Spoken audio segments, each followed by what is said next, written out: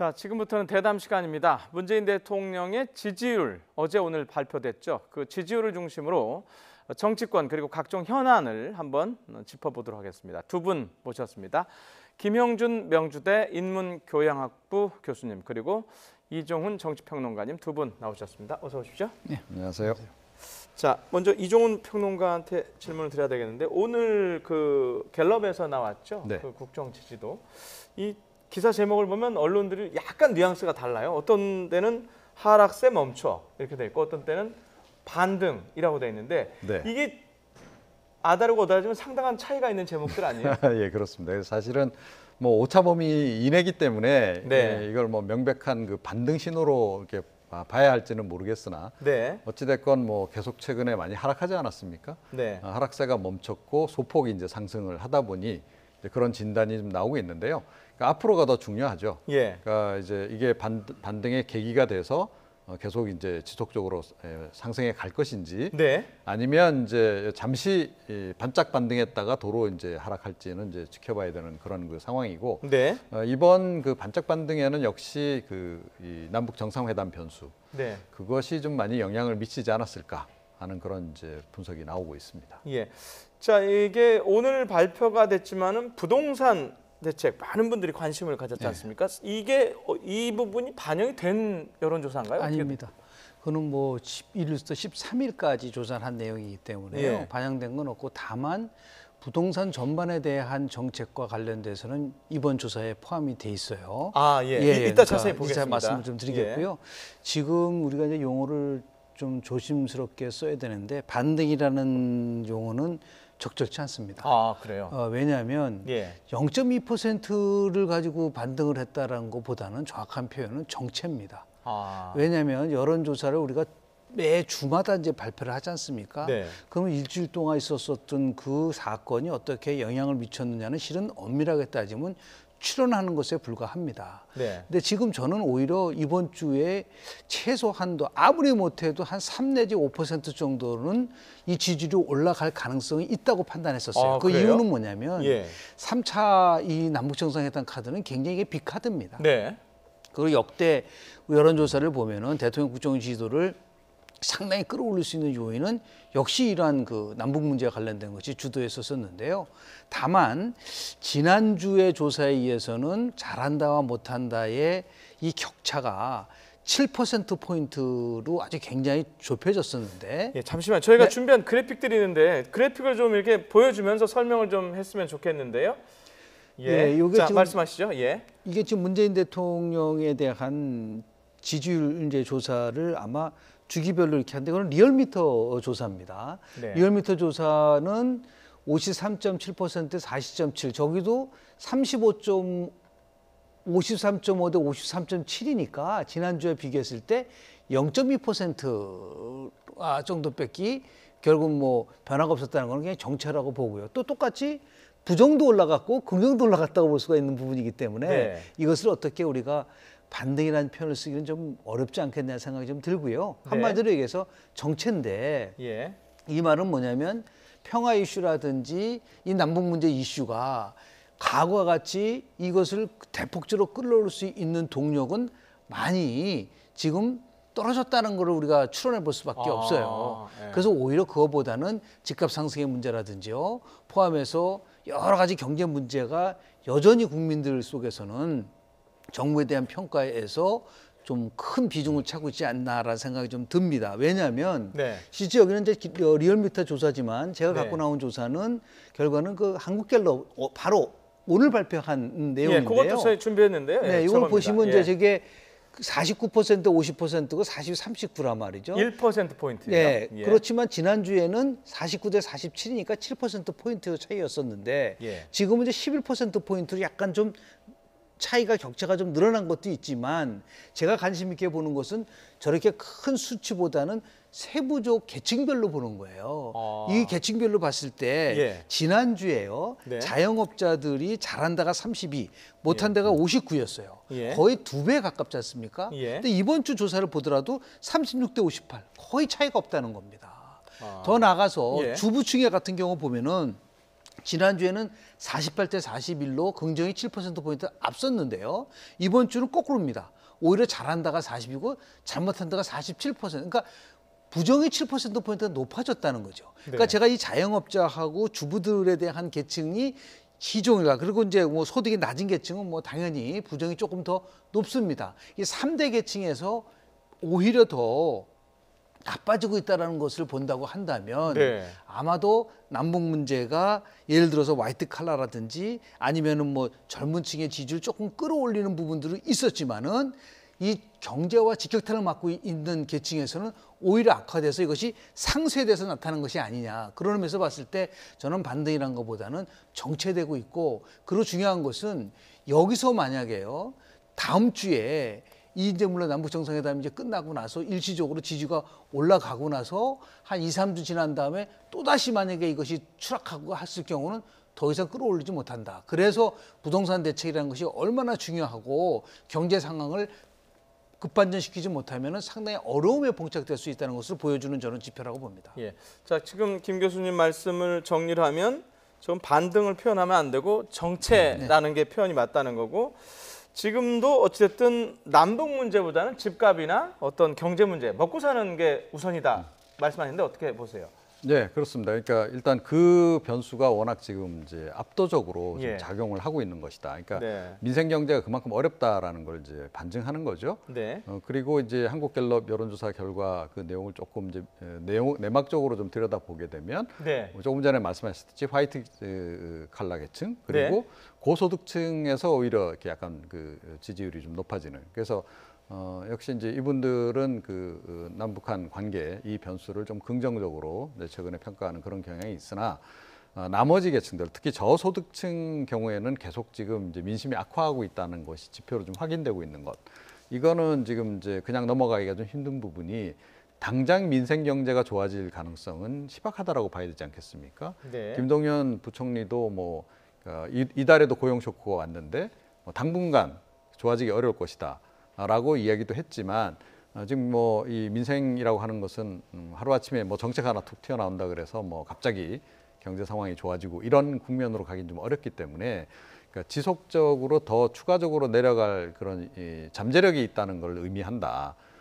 그래서 이제 정부의 고민이 좀 있지 않을까 이렇게 여겨지고, 부동산 대책 관련해서도 뭐 이번 그 9.13 대책 관련해서 물론 이제 기대를 하는 측도 있지만 여전히 이제 이건 뭐 별 효과가 있겠느냐라고 하는 부정적 시각도 굉장히 많다는 거죠.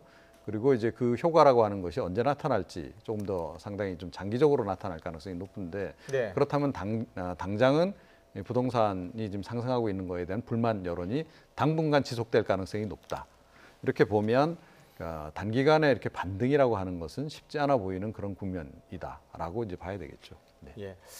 자, 그렇다면은 조금 전에 교수님도 말씀을 하셨지만 물론 다음 주 저희는 다음 주는 남북 정상회담 주간이다 이렇게 지금 네네네. 정리를 했는데 어쨌든 어떤 결과물이 나올 거 아닙니까? 네네. 어떤 수준인지는 이제 가서 만나봐야 그렇습니다. 알겠지만 남북 간의 문제라서. 근데 지금 말씀을 들어보면 아주 좋은 결과를 내놔도 지지율 반등에는 한계가 있을 거다라는 그런 의미로 저는 받아들여지거든요. 그렇습니다. 왜냐하면 지금 1차, 2차 넘어서 3차인데 다만 김정은 위원장과 더불어서 비핵화 관련된 핵 프로그램에 대한 신고라든지요, 아니면 정말 이것이 연내까지 미국이 받아들일 수 있을 정도의 핵 프로그램에 대한 부분들을 김정은 위원장이 문재인 대통령과 약속을 했다면 그건 상황이 달라집니다. 그래서 굉장히 급반전할 가능성은 좀 높아요. 그것 때문에 결국 이제 종전선언이 이루어지고 네. 그리고 우리가 얘기하는 이제 평화협정으로 가져간다고 한다면 나름대로 지금 추락하고 있는 이 지지율을 그때는 정체가 아니라 끌어올릴 수 있는 요인이 분명히 있을 거라고 저는 봅니다. 다만 그런 것이 없이요, 그냥 남북 경협에 대한 문제만 가지고 집중적으로 논의하고 우리가 예를 들어서 도와줘야 된다라고 끌고 가고 국회가 비전을 해줘야 된다라는 거로 만약에 이 갈등적 요소만 부각이 된다고 한다면 지금 최소한도 판문점 비준 동의안을 하면서 비용 추계가 지금 정부가 얘기하는 거와 야당이 지금 요구하는 거가 굉장히 갈등적인 부분이 있어요. 그 이전에 2007년도 11월에 나왔었던 그루 14선언을 이행하는 데 필요한 것이 통일부에서 14조 원이라고 얘기를 했고, 뭐 미래에세나 금융용 같은 것이 100조 이상이 좀 든다고 얘기를 했는데, 이것을 우리가 만약에 이 문제가 또다시 퍼주기식 논란으로 불거진다고 한다면, 그때는 제가 볼 때는 아무리 남북정상회담 3차 회담을 했다 하더라도 지지율을 끌어올리는 경우는 한계가 있을 수밖에 없다. 그래서 1차적으로는 지금 이제 평화 이슈가 주도했었던 것이 이제 경제 이슈로 전환됐다는 것에 대해서는 이건 이론의 여지가 없습니다. 그래서 이 부동산 이 문제만 해도 저는 한 2 내지 3개월 내에 이 문제가 판가름 납니다. 그러니까 왜냐하면 이것이 먹히냐 먹히지 않냐. 그러니까 오늘 이해찬 대표도 뭐라고 그랬냐면 먹히지 않으면 초강력사 수락 이런 얘기를 한단 말이에요. 근데 문제는 뭐냐면 지금 8번째란 말이에요. 그러니까 2달마다 한 번씩 부동산 대책이 나왔는데도 못 잡는다? 54조 원을 투입했는데 일자리가 만들어지지 않고 8번의 부동산 대책을 냈는데 부동산이 안 잡혀지고 그리고 경제는 어려워진다. 이럴 경우에는 제가 항상 얘기하지만 5년 단임제 국가에서는 1년 6개월의 법칙이라는 게 있어요. 정권 출범 후에 1년 6개월 동안은 국민들이 기대는 많이 하지만 이것이 넘어갔을 때는 기대보다는 성과를 가지고 평가하는 부분들이 많기 때문에 굉장히 지금은 아주 중대한 시기라고 저는 봅니다. 네, 알겠습니다. 자, 저희가 지금 관련 얘기를 하고 있는데 밖에서 준비한 말씀하신 그래픽 같은 이런 자료들은 저희 얘기할 때 뭐 같이 자료 그림을 사용하시면 좋을 것 같고요. 자, 부동산 얘기가 나왔으니까 자, 일단 여쭤봐야 되겠습니다. 이번에는 약발이 먹힐까요? 글쎄 두고 봐야죠. 그러니까 정부는 뭐 잔뜩 기대를 하고 그야말로 야심작이다 이러고 내놓긴 했는데 그래서 참여정부 때 이 종부세 3% 그보다도 오히려 0.2%포인트 더 높여서 이번에 이제 안을 내놓은 거 아니겠습니까? 그런데 제가 보기에는 이게 뭐 과연 근본치유법이다라고 국민들이 여길지는 잘 모르겠어요. 그러니까 특히 이제 이 종부세를 이제 많이 낼 수밖에 없는 고소득층이 이 정도에 깜짝 놀라서 집을 빨리 내놔야지 이렇게 과연 할 정도로까지 이게 좀 아픈가?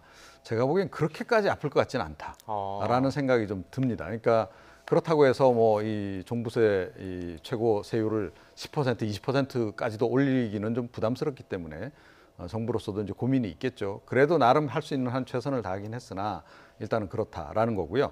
결국 이게 이제 핵심은 이제 부자 증세거든요.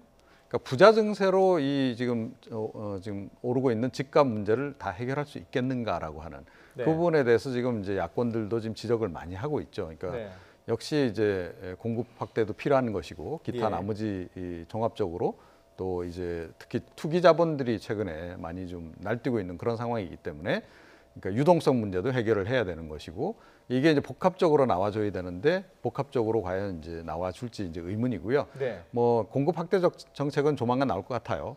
그리고 이제 금리 인상 부분도 아마 고려는 하는 것 같고 그렇게 해서 이제 유동성, 그러니까 투기 자본 쪽으로 몰리고 있는 유동성을 뭐 채권 시장이라든가 또 은행 예금이라든가 또 기업 투자라든가 이런 쪽으로 이제 유도하는 그런 이제 정책을 좀 생각을 하고 있는 것 같은데 제가 보기엔 약간 실기한 감이 좀 없잖아 있습니다. 그리고 사실은 이 부동산 대책을 찔끔찔끔 8번 내놓을 문제는 아닌 거죠. 불을 끄겠다라고 생각했으면 단번에 불을 끌 만한 그런 원포인트 전략이 좀 필요했던 것 같고 이제 그런 점에서도 사실은 국민들이 이번에 이제 함께 여론조사한 결과를 보게 되면 부동산 대책에 대해서 이제 국민들이 불만을 많이 갖는 부분이 집값 상승을 역시 못하지 않겠느냐라고 하는 우려와 더불어서 너무 자주 정책이 바뀌는 거에 대해서도 문제 제기를 좀 하고 있는 걸 볼 수 있거든요. 그러니까 정책은 확실히 안정성이 중요합니다. 그리고 지속적으로 좀 추진을 해서 어느 정도 이 효과가 나타날 때까지 좀 기다려주는 게 필요한데 지금은 효과가 나오기 전에 뭐 당장 이게 눈에 보이는 성과가 없다고 해서 자꾸 정책을 좀 바꾸는 그것도 저는 큰 문제라고 좀 보거든요. 자, 그래서 그 두 부분에서 과연 정부가 이제 해답을 내놓을 수 있을까? 좀 당장은 쉽지 않아 보이는 그런 것이 좀 문제다 이렇게 생각을 합니다. 자, 어쨌든 지금 초미의 관심사는 부동산 정책인데요. 자, 그 관련해서 부동산 대책과 관련해서 여야 대표 정책위 의장들의 발언이 있습니다. 한번 저희가 편집을 했는데 한번 보겠습니다. 이것으로 종식이 되기를 진심으로 기대를 하겠습니다. 만약에 이 문제 가지고 다시 또 이제 또 시장이 교란이 생긴다면은 그때는 정말로 더 강한 조치를 취하지 않을 수 없다는 것을 다시 한번 말씀을 드립니다. 고강도 세금 폭탄을 골자로 하는 부동산 대책이 또 나왔습니다. 막상 뚜껑을 열어보니 종합 대책이라는 말이 무색할 정도로 주제만 가득한 반쪽짜리 대책이었습니다. 부동산 정책 실패를 야기한 데 대한 책임지는 모습은커녕 사과 한마디도 없이 기왕의 잘못된 세금 위주 대책에 덧댄 것에 불과한 정책을 내놓았습니다. 자, 들어보셨는데요. 조금 전에 이종훈 평론가는 좀 시장 반응을 지켜보자, 좀 실기한 것 아니냐 이런 말씀하셨는데 어떻게 생각 비슷하십니까? 아니면 다르십니까? 지난 참여정부 때 17번의 부동산 대책이 나왔지만은 서울 집값은 56% 뛰었습니다. 네. 평균 34% 뛰었는데요. 네. 근데 그 당시에 그 부동산 정책과 관련돼서 핵심적으로 담당했었던 분들이 지금도 청와대에 있습니다. 전 기억해요. 하고 김수현 있죠. 사회수석. 그렇습니다. 예. 그러면 실질적으로 17번의 정책을 예. 했는데 실패한 사람이 다시 들어와서 8번을 했는데 이것이 제대로 안 잡힌다고 한다면 뭔가 변화를 줘야 되는 게 아닌가라는 생각을 좀 합니다. 그래서 예. 물론 그분의 능력에 대한 문제를 넘어서서 시장에다 뭔가 새로운 시그널을 보낸다고 한다면 저는 꼭 잡혔으면 좋겠는데 이번에도 만약에 실패를 한다고 한다면 예. 대통령께서 이거는 결정을 내리셔야 될 거라고 봅니다. 왜냐하면 예. 새로운 사람이 들어와서 새로운 정책을 가지고 이 문제를 풀어갈 수밖에 없다는 것을 보여주는 거기 때문에 네. 그러니까 지금 부동산 지금 한국갤럽 조사에 의하면 정부의 부동산 대책을 잘못하고 있다는 게 61%입니다. 무려 잘하고 있는 게 16%가 한다면 이번에 정말 고강도라고 하니까 네. 꼭 실효성이 있는 그런 부분이 나오고 또 하나 이제 아쉬운 거는 20일 날 이제 공급 대책까지 나온다고 하니까 21일 날? 21일 날 그러니까 예. 수요 억제를 하고 공급을 확대해서 결국은 성과를 낼 수 있는 이런 부분들에 대한 것을 우리는 이제 지켜봐야 되겠지만 그래도 만약에 정말 기대한 만큼의 효과가 나오지 않는다면 이거는 부동산 정책에 대한 패러다임을 완전히 바꿔서 정말 그런 잡을 수 있는 그러한 나름대로의 특단의 조치가 필요할 거라고 저는 봅니다. 예. 많은 분들이 얘기하기를 부동산은 심리다. 뭐 조금 저기 하면 바람이다 이러는데 그 심리가 과연 위로 갈지 아래로 갈지는 좀 더 지켜봐야 될 것 같고요. 자, 청와대 참모 얘기를 했으니까 제가 질문을 하나 지지율하고도 연관이 돼 있으니까 최근에 뭐 여러 참모들이 뭐 이른바 뭐 야당에서도 제기하고 뭐 보수 언론을 중심으로 해서 뭐 이런 뭐라죠? 뭐 강남 살아봤는데 뭐 이 얘기 그다음에 뭐 꽃할배 또는 뭐 체질 개선 중에 뭐 지금 진통이다 이런 얘기를 그 뭐 보수 언론을 중심으로 해서 뭐 이른바 그게 여당이나 청와대 트집 잡기라고도 할 수 있겠는데 실제로 논란이 있습니까? 아니면 트집 잡기입니까? 이걸 어떻게 봐야 됩니까? 그러니까 논란을 유발할 만한 발언들을 계속 쏟아낸 게 사실이죠. 특히 예. 장하성 실장이 뭐 강남에 모든 국민이 강남에 집 살 필요는 없다. 네. 내가 살아봐서 아는데 그렇다라는 식으로 발언한 거는 이건 그야말로 온 국민에게 염장을 지른 그런 발언이었다. 저는 그렇게 생각을 하고요. 염장.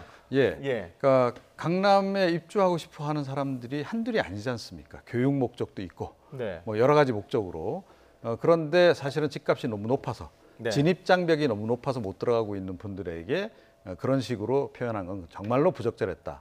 더군다나 장 실장은 지금 대한민국 경제 정책의 컨트롤 타워로 온 국민이 알고 있잖아요. 본인은 뭐 아니라고 계속 이야기하고 있습니다만 온 네. 국민은 그렇게 인지하고 있습니다. 네. 자, 경제 컨트롤 타워가 그런 식으로 답변을 한다. 이게 좀 논란이 될 수밖에 없는 거고요. 네. 더군다나 이제 이 강남에 또 의외로 집을 가지고 계신 분들이 많아요. 청와대 참모진에도 그렇고 또 지금 경제정책 라인에 계신 분들도 그렇고 또 이 부동산 정책 관련한 핵심 라인에 계신 분들도 그렇다라는 거죠. 그러니까 이게 뭐 어제 오늘 일은 아닙니다. 뭐 우리나라 정관계 인사들 가운데 대략 한 40% 정도는 아마 제가 보기에는 강남 쪽에 집을 한두 개씩은 다 가지고 계신 것 같은데, 자, 그래서 이게 사실은 강남 집값 안 잡히는 거 아니냐라고 하는 그런 국민들의 부정적인 시선도 있거든요. 자, 야당이 그래서 보수 야당이 이제 자유한국당이 이제 그 점을 최근에 또 지적을 하긴 했더라고요. 그렇긴 한데 사실은 자유한국당 의원들도 제가 알기로는 꽤나 강남 쪽에 주택을 많이 가지고 계신 걸로 알고 있거든요. 그래서 이것도 역시 이제 부적절하긴 한데 국민들은 어찌됐건 그러니까 우리나라의 고위층들 또 오피니언 리더들이 너무 강남에 지금 집을 많이 가지고 계시다 보니까 집값이 안 잡히는 거 아니냐, 오히려 더 높이는데 더 주력하고 있는 거 아니냐라고 하는 의혹을 가지고 있다라는 거 좀 염두에 두셔야 하지 않을까 이렇게 생각을 합니다. 예. 자, 이게 지지율과 지금 부동산 얘기로 왔다 갔다 하고 있는데, 자, 강남 얘기가 나왔으니까 어제 그 대정부 질문에서 강남 얘기 나왔습니다. 근데 별소리 안 나게 총리가 넘어갔는데 한번 좀 들어보시죠. 총리께서 자택 강남에 있죠? 네, 벌써 한 30년 가까이 살고 있습니다. 그래도 뭐 이번에 뭐 수억 올라 수 있겠습니다. 잘 모르겠고요. 예. 전용 면적이 25.7평짜리입니다. 축하드립니다. 예. 그렇게 비아냥거리지 말았으면 좋겠습니다.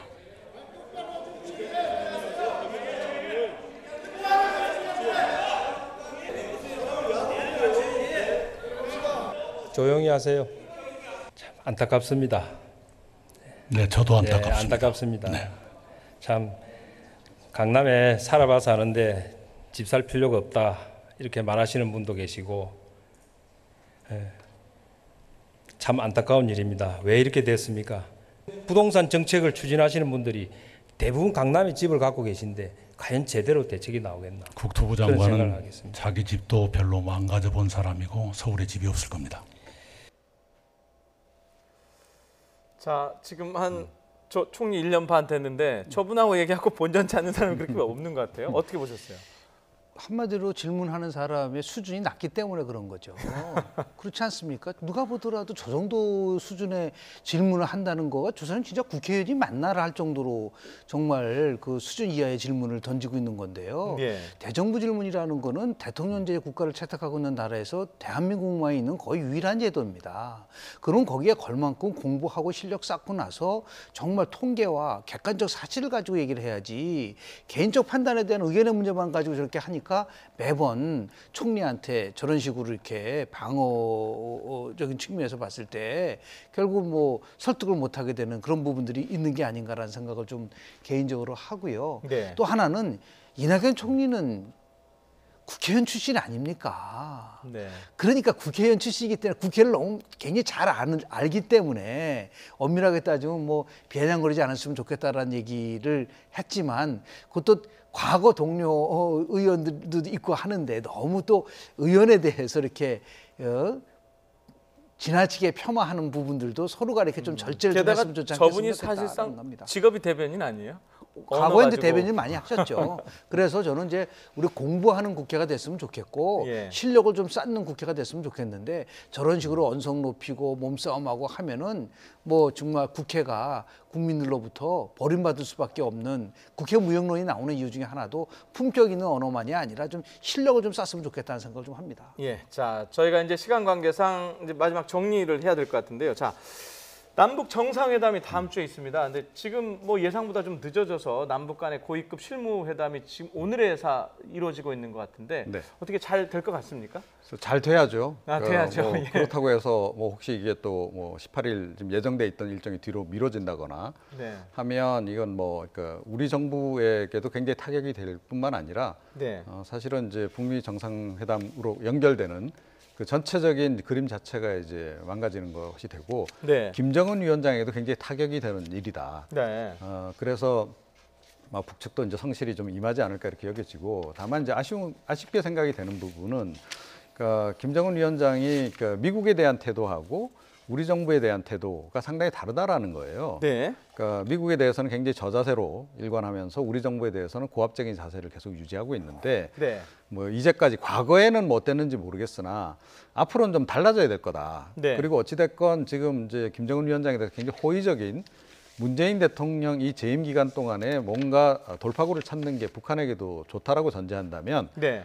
태도 변화는 좀 필요하다. 그리고 대한민국 국민이 그 뒤에 있다라고 하는 것을 늘 잊지 않아야 한다라고 좀 지적을 하고 싶습니다. 예. 자, 시간이 많지 않은데 뭐 네. 정리하실 말씀이 있으신가요? 저는 지금 이제 북한이 잘못하고 착각하고 있는 부분은 뭐냐면, 예. 뭐 풍계리 핵실험장이라든지 동창리 미사일 엔진 실험장을 폐기하면서 우리는 불가역적 조치를 취했는데 왜 상응하는 조치를 취하지 않느냐고 얘기를 하고 있지 않습니까? 네. 그것은 미래와 관련된 얘기지 현재 보유하고 있는 핵에 관련돼서 정말 납득할 수 있는 조치를 취하느냐를 보여줘야지. 네. 그렇지 않고 자꾸만 엉뚱하게 네. 다른 문제를 가지고 이 문제를 피해가려고 한다면 결과론적으로 따지면 그건 북한한테 굉장히 불리한 여건이 조성될 수밖에 없다. 그러니까 정말 그 대통령이 정확하게 지적을 한 겁니다. 김정은 위원장도 거기에 정말 아주 굉장히 누구나 납득할 수 있는 핵 프로그램에 관련된 신고를 포함해서 핵을 포기하겠다는 의지만이 아니라 실천하는 모습을 이번에 좀 보여줬으면 좋겠다는 생각을 합니다. 예. 자, 제 과거 경험으로 보면 북한에서도 저희 YTN을 많이 보거든요. 아마 들으셨을 겁니다. 자, 참고하실 것 같고요. 자, 오늘 대통령 지지율 그리고 부동산 문제, 남북 정상회담 전체적으로 알아봤습니다. 김영준 명지대 인문교양학부 교수님 그리고 이종훈 정치평론가였습니다. 고맙습니다. 고맙습니다.